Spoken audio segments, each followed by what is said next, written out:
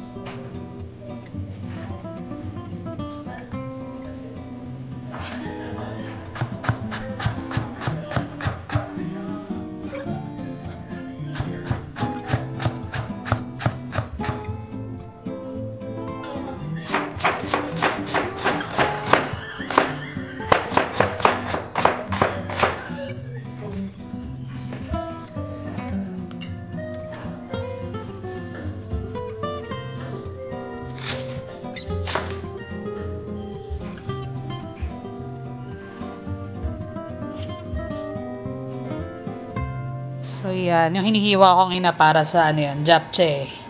So gagawa tayo. Pero sa akin, igigisa ko to lahat. Pagkasabay-sabayin ko na. Para mas madali kaysa yung iba-blanch mo isa-isa. Pero ang iba-blanch ko ito, itong pinaka-noodles niya. Sweet potato na vermicelli. Dadamihan ko na kasi para bukas. May pagkain na rin sila kasi pang umaga ako eh. Kasi yung extra lunch na nila. Kasi to, on the side lang to. Seafood pancake.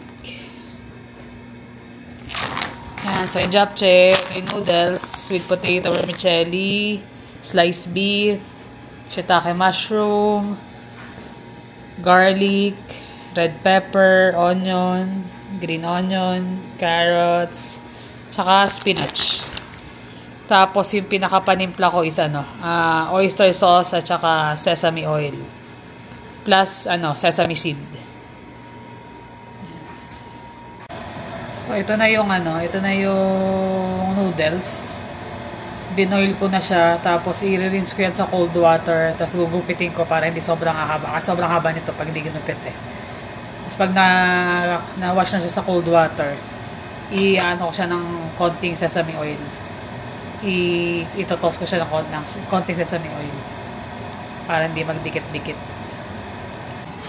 So, yan. Mag-start na tayong mag-gisa.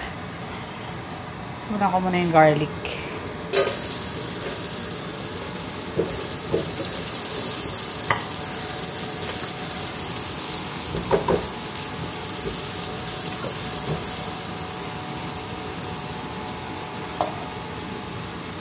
Sayo kung ma-burn yung garlic. Kaya saglit na saglit lang.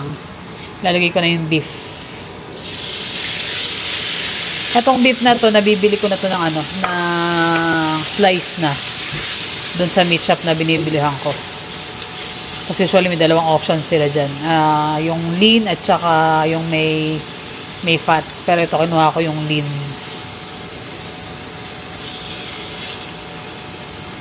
Yan. Tapos isabay din natin yung paggisa dyan, yung shiitake mushroom na in-slice ko na.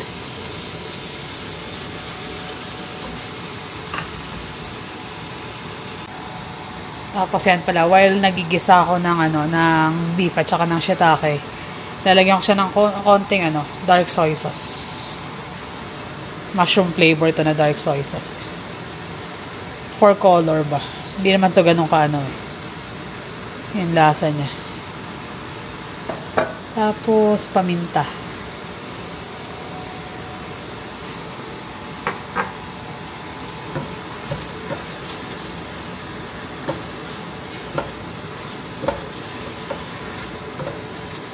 Para mas rich yung lasa ng ano, ng shiitake mushroom at saka ng beef. Pag dinagdagan nyo ng ano, dark soy sauce. Tapos yan, almost luto na yung beef. May mga pula-pula pa lang konti. Add na natin yung carrots. Bell pepper, tsaka yung onion. Yung green onion maya-maya na. Kasabay ng ano, spinach.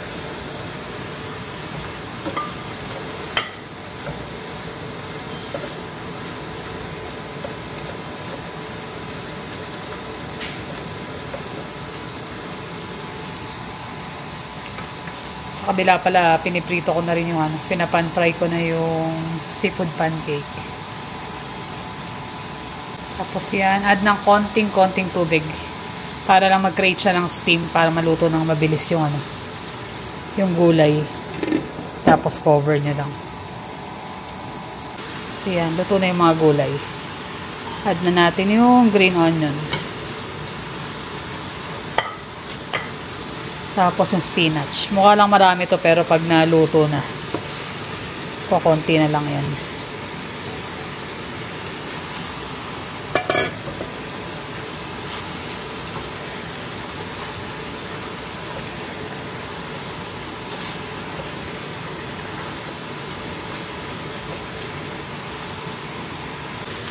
Pwede nyo siyang lagyan ng sesame oil.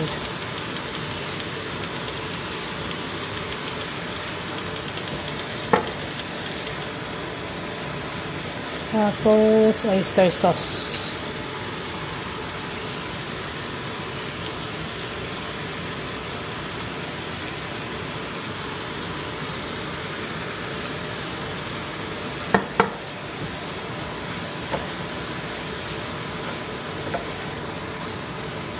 Pwede natin ihalo yung, ito medyo mahirap haluin to kasi sticky nga yung ano, potato, sweet potato na noodles kahit nilagyan ko na siya ng olive oil kanina. Kaya mas prefer ko dyan ang tongs.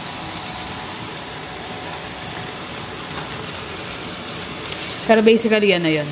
I-mix na lang. Add na lang ng pangpalasa kung gusto niyo pa ng konti pang oyster. Tsaka ng ano, ng sesame oil. Tapos pagka isa-serve na, tap na lang siya ng roasted na sesame seed.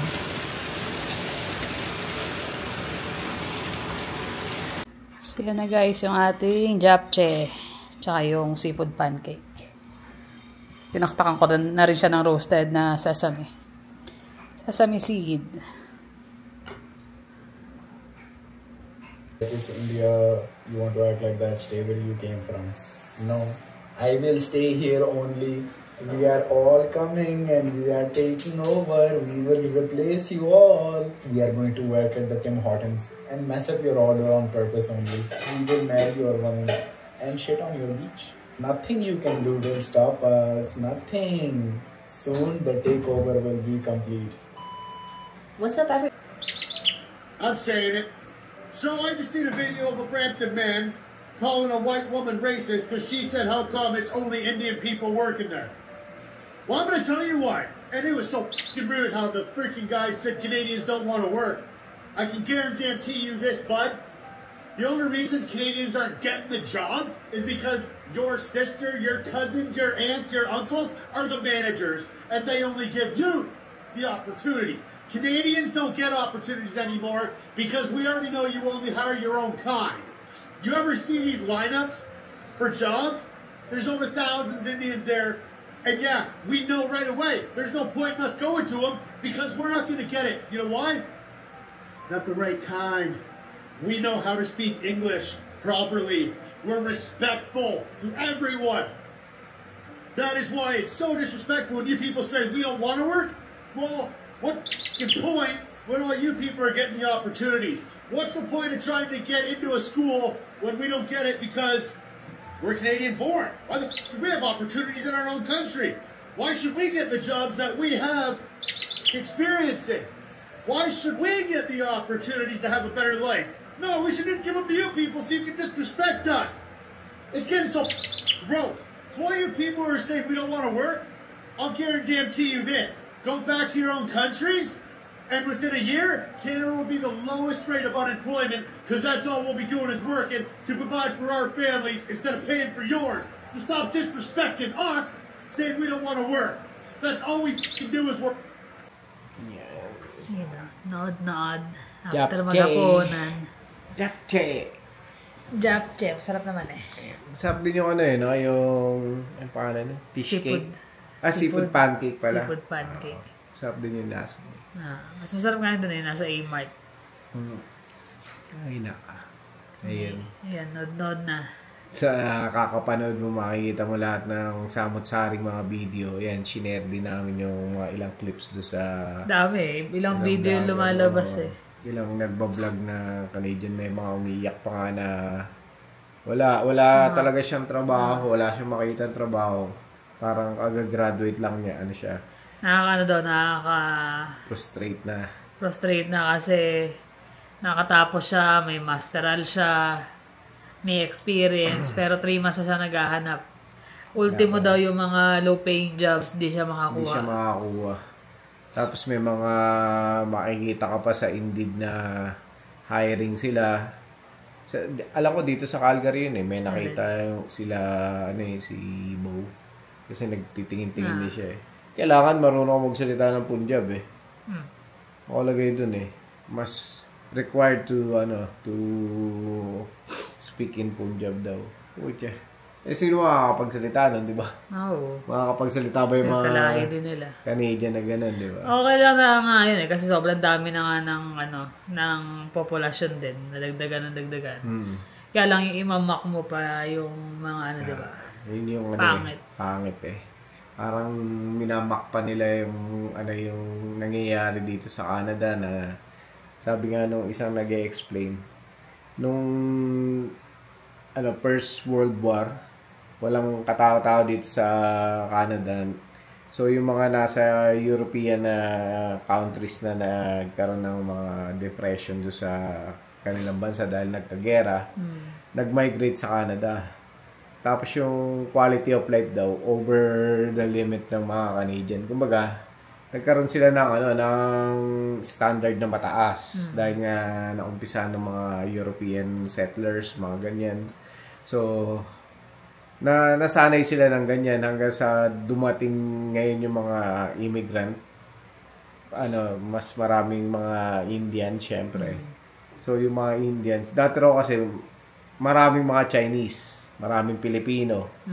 Sila yung mga nangunguna, Indians. Pero wala ka maririnig na sa mga Chinese na sobrang dami nyo na, nakakainis na kayo. Yung mga hate na videos, wala kasi sila nag-i-integrate sila doon sa culture nila. Tapos, although nagtatayo sila ng mga, kahit saan bansa, may Chinatown, di ba? Or kahit saan siguro dito sa Canada, kada province may mga Chinatown. Pero pagka doon lang sila. Doon lang. Hindi sila yung mga nagpaparade or although may mga celebrations nila, mga New Year's nila, Chinese New Year. Pero, sila lang. Hindi sila yung nagkakagulo dyan sa kalsada, ganyan. Tapos, hindi sila nagtatayo ng mga rebulto na malalaki, kagaya ng tinayo nila sa Ontario na ubod ng laki ng rebulto. Ewan ko sinong rebulto yung kulay blue. Parang, nila yun eh. Isa sa mga Hindu gods nila eh. So, bakit nagkaroon ng ganun? Tapos, dito na naparami ng churches ng mga dito sa kanto namin. Magiging pala yan. Yung yung dito sa may kanto na dulo. Dito sa may likuan. Sa may yung isang church nila. Temple nila. Ang mahirap nun kasi nga, pag kami mga events sila, kino-close na yung mga kalsada. So, ikaw, kung nag-aadali ka sa trabaho or iikot ka talaga. Tapos pag nag-event pa sila, ang tagal, hindi naman sabihin mo na ito lang. Talagang mapeperwisyo lahat. Kaya, ayun nga, parang sobrang dominating yung labas nila.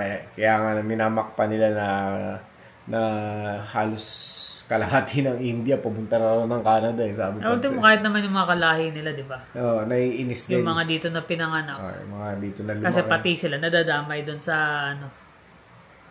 doon sa galit ng mga born and raised na talaga dito, di ba? Sasabihin pa nung Indian na nagmamak, dudumi siya doon sa mga beaches daw ng mga kukunin daw ang trabaho. Kukunin trabaho, may mess up daw yung mga order. Nangyayari na yun eh. Ang dami na talaga nangyayari. At sabi mo, pabiro yun, pangit. Kahit biro yung ginagawa ng salita na yun. Hindi maganda. Hindi maganda kasi ang dami na eh. Pag nanood ka ng short tungkol doon, sunod-sunod din lumalabas yung mga frustration ng mga Canadian talaga. Sabi nga nila yung kasama ko, kaya kami dun sa company namin, wala talaga eh. Nag-try kaming mag-hire ilan, pero hindi talaga sila tumatagal kasi sa amin, kasi trabaho, as in, kailangan, pag sinabi mo, kasi mostly mga Indians sinasabi nila, inspector ako dito, ganyan-ganyan, may mga papel sila dala. Pagdating dun, hindi nila alam kung anong gagawin nila. Tsaka hindi, gusto nila mag-ano trabaho eh. Tapos, sa inyo, pag inspector, kikilos din, di ba? Hindi naman pwedeng... Tapos sabi, ganito, may ticket akong ganyan. May tinatawag na pili pa si Dean, yung pinakamatanda sa amin. Hey, sabi niya ganyan, can you operate the crane for me? Sabi niya, bakit? Wala ka bang kamay? Sabi ni Dean. Di ba may ticket ka rin? Di gamitin mo, sabi nga. Wala, hindi siya pwede sa mga ganun eh. Hindi ka basta pwede mag-utos dun kung hindi mo naman kakilala yung inuutosan mo, taka mga matatanda pa. Senior nyo pa yun. Siyempre, papayag ba yun? Yun, nakakita natin yung mga frustration na mga Canadian. Marami na nga rin mga nakatira dito na naglilipatan na ng mga ibang bansa, ganyan. Nagkakaroon kasi sila ng pagkakataon na lumipat sa ibang bansa. So, pahirapan na talaga eh. Mahirap talaga ngayon dito. Sa tagal na rin natin di ba? Ilan din natin experience. Ngayon ko lang din nakita yung mga ganyan. Although, sabi nga nung isa nagbablog, yung level ng maganda na sa mga kanila, nandito lang. Tapos, ito yung sa amin na maganda. So, malayo. Pero yung maganda sa kanila, pangit sa amin. Parang ganun eh. Yun yung nagkakapalit na. Iba ng standard kasi, di ba? Nagkakapalit na. Kumbaga, yung standard ng mas marami ay ina-apply na rito. Parang ganun. May mga tumatawid sa mga release ng train sa Ontario daw pinakita. Wala, iba na eh. Sa pagdadrive pa lang, di ba? Meron nga kaming kikwento eh. Kaya lang, sino ba yung, saan galing yung video na yan? Pinakita lang ni Jonas eh. May video kasi nakuha dito sa may amin mismo yun. Sa may, ano pangalan nun? Ay, sa kanto na yan. Yung bus stop. Kasi mapapansin nyo, yung pinaka gate nung nag-video, yun yung gate niya. Nag-video yung kuha nung ano niya yun. Kuha nung ano niya, nung camera niya sa bahay. Oo. Harap niya bus stop. Bus stop. Hindi na namin lang kung gabi yun or umaga. Sana namin, i-share din namin yung video, kaya lang pangit talaga. As in, pangit. Kasi, siya parang kadiri naman yun. Gabi na yata, madali nga. Parang siguro makakalagit na ng ating gabi yun. Punta siya doon eh. So, may dala pang papel eh. Doon siya. Umupo kasi sa bus stop dito may cover yun eh. Tapos, pero glass. Fiberglass. Tapos, pag mayroong upuan doon na bench. Pag upo niya eh. Hindi siya naupo na gusto. Umano siya. Nakatagilid. Slide siya ng konti. Yung nakaalalay lang. Naupo siya. Tapos, binaba niya lang yung pants niya. Parang gandito, no? Para hindi obvious. Tapos, nagpuna siya doon sa mismong doon sa mismong bus stop. Tapos, kumuha ng tissue. Ginawa niya pa, tumingin pa, hindi niya alam, siguro kala niya walang camera doon kasi nga, kundi umaga, gabi madilim eh. Tumitingin-tingin pa siyang ganyan eh. Pagtingin niya sa likuran niya nakakita yung mukha niya sa camera. Sabi natin kumukulo siya mo, around dito ka lang sa area, kung paalis ka pa lang, bumalik ka na lang, di ba? Di ba, ka nang malate kung papasok ka ng trabaho, malate ka na kung malate. Pero yun doon, tapos sabay pinakita pa, nagpuna siya eh. Tapos yung tissue ginamit niya, tinapon niya lang din doon. Pasensya na kayo doon sa namin, mga nasi-share namin, tsaka nakikwento. Pero, na-experience talaga namin dito yun. Minsan nga, nakaupo lang kami dyan, nag-garden kami, may maninigarilyo, pipitik na lang na ganyan. So, yung nagdadrive na may motor na scooter. Hindi yung scooter na ginagamit namin. Yung electric bike. Ay, hindi. Motor. Electric scooter. Scooter. Oo, scooter talaga siya. Dito sa daanan mismo sa pathway ng mga Sabi naglalakad. ko, kung may maliit akong anak sisitayin ko talaga siya Eh, ang dami pa namang bata dyan na naglalaro. Dumadaan siya doon. Di mo naman pa i-reklamo kasi wala naman mga plate yun or ano. Hindi rin naman nireklamo ng mga magulang ng mga bata kasi nakaupo rin sila dun Hinahayaan lang din nila Baga, okay lang na, wala problema na gano'n mag-migrate. Pero matutungan ba? Yung makibagay sa bansang pupuntahan talaga. Tsaka minsan mapoprostrate ka pag nakikita mo rin talaga Kami actually, hindi na kami bumibili ng mga McDonald's, Tim Hortons. Kasi alam mo yung yung quality ng pagkain, ibang-iba na Ibang-iba na siya Hindi doon sa tinipid, parang pag binigay sa'yo, parang gulo-gulo yung gulay. Basta halagay na lang. Ito. Ayan. Sabi ko, ayoko na kumain ng fast food. Dito na lang. Kahit sa Team C, hindi na kami masyadong Hindi na kami bumibili doon. Kasi nga ayun nga, yung Makita mo. quality ng Sabi ni Bo, buti pa sa amin, puro yung mga batang Canadian, yung mga kasi sa may South sila ron South Dito ako sa amin ako. Sentro dito sa area namin Kaya kumbaga kami, hindi lang kami napoprostrate dahil sa napapanood namin. Kasi mismo na-experience din namin Kaya nakikita namin. Kaya lang, syempre, immigrant lang din naman kami. Hindi mo naman pwede sitayin na pare-pareho lang naman tayo. Pare-pareho kaming dayo. Kaya lang, yung makikita mo na gano'n na hindi sila sumusunod sa tama. At saka yung parang way ng pamumuhay nila, dinadala pa rin nila rito. Dinadala nila rito talaga. Yun yung Bumabagsak ng araw ang quality dito sa quality of life dito sa Canada Kaya mas maraming lumipat na lang. Siguro yung mga nandito sa Canada, kayo rin naman, alam nyo rin naman yung mga ganun. Hindi naman sa pagiging racist namin or Hindi naman racist yun kasi kinukwento lang natin yung experience natin diba? Pag hindi mo sila hinire, sasabihin nila yung company nyo racist, ayaw ng mga brown, mga ganyan, ayaw ng mga kagaya namin. Kaya ito mo sinabi nila ngayon, nararamdaman nyo kung Ito yung mga bata, si Jeremy na lang, pahirapan sandamakmak ng resume talaga. Tsaka po sa may Calgary Filipino na group. Ang dami rin mga nagme-message, mga magulang na baka naman meron kayong may tulong, yung anak ko naghahanap ng trabaho, ganyan. Dati wala kang makikita ng ganun Dati wala talaga. Ngayon, talagang kahit saan Kaya minsan pag nabasa mo, ikaw na lang yung ibang-iba na talaga. Wala tayong magagawa. Sana lang magkaroon ng ang pagbabago. Hindi, ang pinaka root cause ng problem is yung natin, immigration. Kasi ang dami nilang program na para makuha mo yung magulang mo or yung pamilya mo. Sobrang dami nila. Tapos sabi nila nung una, kailangan parang sobrang skilled ka na kinikilangan ka talaga ng talaga, Canada. Hindi ganyan kaluwag. Ngayon sobrang luwag Tapos yung mga student program. Hindi naman kami dun against na ganyan. Kaya lang na-abuse siya. Na-abuse masyado. Sa talaga, kailangan ma-regulate ng maayos. Hanggang ngayon walang nangyayari. Ang daming pa-expert na. Ang daming expert na. Hindi nila mahuli, hindi nila mahanap. Hindi mapauwi. Tapos bukod pa ron, sa may mga border naman sa may Ontario, ang dami rin nagko-cross galing ng mga ng US. Kasi mas mahigpit na sa US, di ba? Mahigpit na sa US, sinuhuli na sila ng mga ICE Mga nagtatawiran dito, ang dami. Mga Haitian naman yung mga tiga Haiti. Mga nagtatawiran na rin. Wala.